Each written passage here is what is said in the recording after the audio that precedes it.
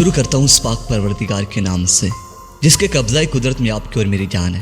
سنتے کانوں دیکھتی آنکھوں کو آپ کے میزبان شیراز کا سلام پہنچے۔ دوستو، آج پورے آذربائیجان میں خوشی کا سماں ہے۔ آذربائیجان کی حکومت اور عوام نے یہ اعلان کیا ہے کہ ہم نے آرمینیا کے قبضہ سے اپنے 60 علاقے آزاد کروا لیے ہیں۔ دوستو، ان علاقوں سے نہ صرف آرمینیا کی فوج کو بھگایا گیا ہے بلکہ ان کے کئی ٹینکوں کو بھی تباہ کیا گیا ہے اور آرمینیا کے بہت سارے فوجیوں کو بھی زیر حراست میں لے لیا گیا ہے۔ دوستو، عالمی دفاعی ماہرین نے آرمینیا آذربائیجان جنگ کے حوالے سے دعویٰ کیا ہے کہ آذربائیجان فوج کے مقابلے آرمینیا کا دگنا نقصان ہوا ہے اور اس کے ساتھ ہی آذربائیجان کی فوج نے آرمینیا کے قبضے سے اپنے 60 علاقوں کو بھی آزاد کروا لیا ہے، جو عالمی سطح پر آذربائیجان کی بہت بڑی کامیابی سمجھی جا رہی ہے۔ اور آرمینیا کے قبضہ سے اپنے 60 علاقے چھڑوانے کے بعد آج آذربائیجان میں جشن منایا جا رہا ہے۔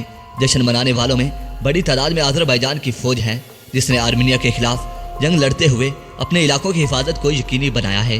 دوستو، آذربائیجان کی اس خوشی کو دیکھ کر پورے عالم اسلام میں بھی خوشی کی لہر دوڑ پڑی ہے اور بہت سارے اسلامی ممالک کی جانب سے آذربائیجان کی فوج اور عوام کو مبارکباد پیش کی جا رہی ہے۔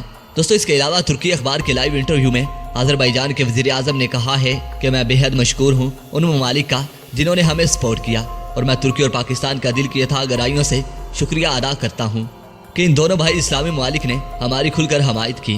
دوستو، ترکی کے اخبار کو دیے گئے انٹرویو میں مزید آذربائیجان کے وزیر اعظم کا کہنا تھا کہ یہ جنگ ابھی ختم نہیں ہوئی ہے۔ آرمینیا کے قبضے میں ہمارے اور بھی علاقے ہیں جنہیں چھڑوانے کے لیے یہ جدوجہد جاری رہے گی۔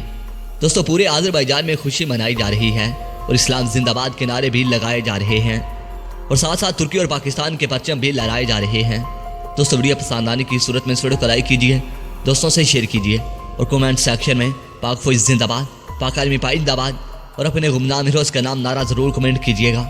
تو دوستو، اس کے ساتھ اجازت چاہوں گا، اپنا ڈھیر سارا خیال رکھیے اور ہمیشہ نیک دعاؤں میں یاد رکھا کریں۔ اپنے میزبان شیراز کو اجازت دیجیے۔ اللہ نگہبان۔